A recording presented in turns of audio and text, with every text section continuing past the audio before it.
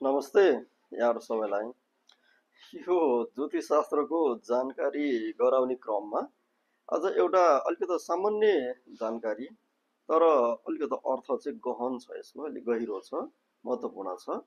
ठ्याक्कै यसो जन्मकुण्डली हेरेर यो मान्छे सुखी हो कि होइन, भविष्यमा समृद्धिशाली हुने हो कि होइन, पूर्ण आयु लिएर जन्मेको हो कि होइन भनेर ठ्याक्कै बताइदिने नियम है।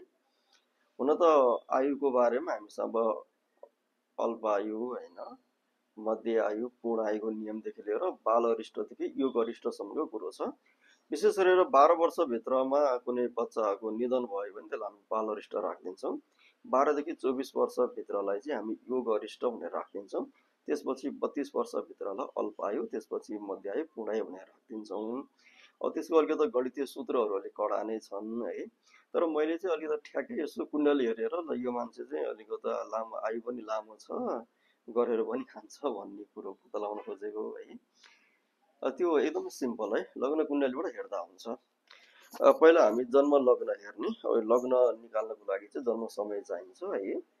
अनि लग्नको स्वामी चाहिँ सौम्य राशि र क्रूर राशि भनिएको छ है ज्योतिषमा।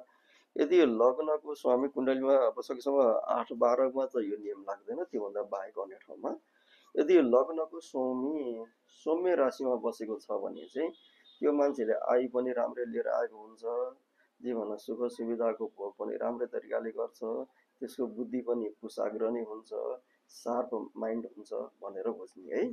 यदि तपाईँको लग्नको स्वामी सौम्य राशिमा नबसेर क्रूर राशिमा बस्यो भने चाहिँ त्यसको आयु पनि अलिक कम छ, बुद्धि पनि कम छ, भाग्य पनि कम छ भनेर बुझ्ने।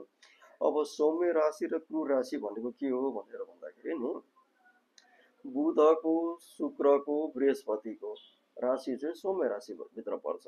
बृहस्पतिको राशि भनेको 3, 6 बुधको भयो, त्यसपछि बृहस्पतिको 9 र 12 भयो, अनि शुक्रको 2 र 7 भयो। भन्दाखेरि जस्तो अब सुन्नुहोस्, यहाँको तपाईँको लग्नको स्वामी के बुधको राशिमा बस्नु पर्यो है, कि बृहस्पतिको राशिमा, कि शुक्रको राशिमा बस्यो भने चाहिँ तपाईँको आयु पनि राम्रो छ, बुद्धि पनि राम्रो छ, भाग्य पनि राम्रो छ भनेर बताइदिने। यदि होइन, त्यो सौम्य राशि बाहेक अन्य क्रूर राशिमा बस्यो भने, क्रूर राशि भनेको शनिको, मङ्गलको, सूर्यको राशिलाई चाहिँ क्रूर राशि भन्छौँ हामी। मङ्गलको राशि भनेको 1 र 8, मेष र वृश्चिक होइन। अनि शनिको राशि भनेको 10 र 11, माघ, मकर र कुम्भ। अनि सूर्यको राशि भनेको 5 है। अब चन्द्रमामा चाहिँ कन्डिसन अप्लाई हुन्छ है। फेरि शुक्ल चन्द्रमाको राशि भनेको कर्कट पर्यो।